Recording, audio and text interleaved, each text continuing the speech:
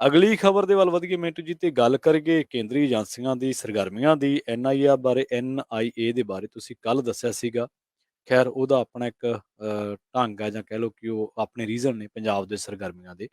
Transport ਘੁਟਾਲੇ ਦੇ ਵਿੱਚ ਵੀ ਦੱਸਦੇ ਹੁਣ ED ਦੀ ਐਂਟਰੀ ਹੋ ਗਈ ਹੈ ਜੀ।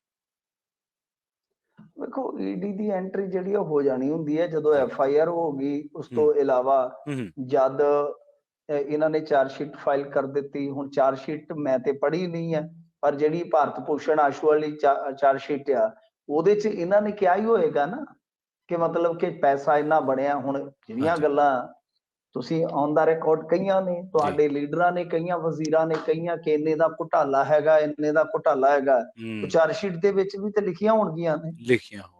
ਤੁਸੀਂ 2000 ਕਰੋੜ ਦਾ ਘੁਟਾਲਾ ਕਹਿੰਦੇ ਹੋ, ਤਾਂ ਉਹ 2000 ਕਰੋੜ ਰੁਪਈਆ ਜਿਹੜਾ ਉਹ ਕਿੱਧਰ ਗਿਆ?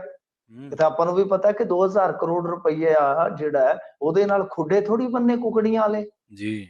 ਉਹਦਾ ਮਤਲਬ ਕਿ ਜੇ ਕਿਤੇ ਵੀ ਵਰਤੋਂ ਵਾਲਾ ਕੋਈ ਵੀ ਸਾਧਨ ਬਣੇਗਾ ਤੇ ਉਹ ਤੇ ਫਿਰ ਬਾਹਰ ਹੀ ਬਣੇਗਾ ਨਾ ਜਾ ਕੇ, ਜਾਂ ਬਾਹਰੋਂ ਆ ਕੇ ਵਾਇਆ ਹਵਾਲਾ ਕਹਿ ਲਓ ਜਾਂ ਸ਼ੈਲ ਕੰਪਨੀਆਂ ਹੁੰਦੀਆਂ, ਉਹ ਇੱਧਰ ਆ ਕੇ ਫਿਰ ਉਹ ਪੈਸਾ ਲੱਗੇਗਾ ਇਨਵੈਸਟਮੈਂਟ ਦੇ ਵਿੱਚ।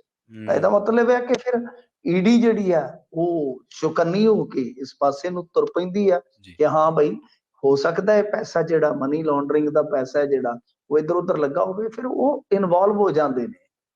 ਮਤਲਬ ਕਿ ਉਹਨਾਂ ਲਈ ਕੋਈ ਔਖਾ ਕਾਰਜ ਨਹੀਂ ਹੈ, ਉਹਨਾਂ ਵਾਸਤੇ ਰਸਤਾ ਪੱਧਰਾ ਹੁੰਦਾ। ਜਿੱਥੇ FIR ਹੈ, ਜਿੱਥੇ ਚਾਰਜਸ਼ੀਟ ਆ, ਤਾਂ ਬਹੁਤ ਆਸਾਨੀ ਨਾਲ ਉਹ ਕਹਿੰਦੇ ਕਿ ਲਿਆਓ ਰਿਕਾਰਡ ਸਾਡੇ ਨਾਲ ਵੀ ਸਾਂਝਾ ਕਰ ਦਿਓ, ਤੁਹਾਡਾ ਕੰਮ ਅਸੀਂ ਥੋੜਾ ਜਿਹਾ ਹੌਲਾ ਕਰ ਦਿੰਦੇ ਹਾਂ। ਤੇ ਇਸ ਕਰਕੇ ਉਹਨਾਂ ਨੇ ਹੁਣ ਰਿਕਾਰਡ ਮੰਗ ਲਿਆ। ਇਹਨਾਂ ਨੇ ਰਿਕਾਰਡ ਜਿਹੜਾ ਉਹ ਸੌਂਪ ਦਿੱਤਾ ਵਾ।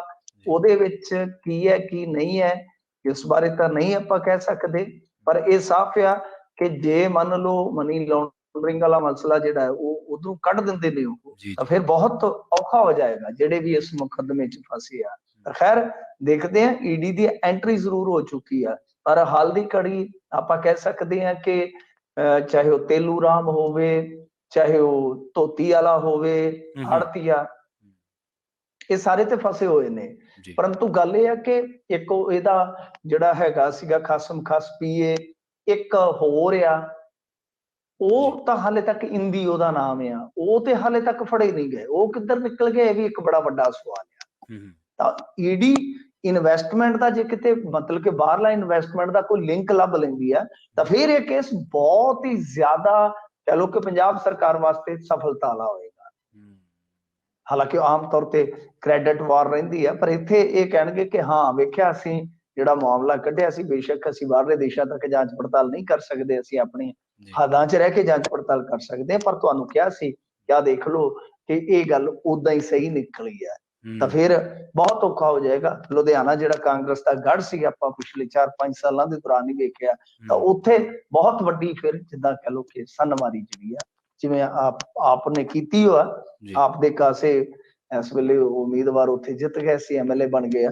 ਤਾਂ ਜਿਹੜੀ ਕਾਂਗਰਸ ਦੀ ਬਚੀ ਖੁਚੀ ਹੈ, ਤਾਂ ਉਹ ਬਚੀ ਖੁਚੀ ਵੀ ਇੱਕ ਤਰ੍ਹਾਂ ਨਾਲ ਖਿੰਡਾ ਦਾ ਸ਼ਿਕਾਰ ਹੋ ਸਕਦੀ ਹੈ, ਕਿਉਂਕਿ ਫਿਰ ਕਾਫੀ ਜ਼ਿਆਦਾ ਬੋਝ ਬਣ ਜਾਏਗਾ ਨਾ। ਜੀ।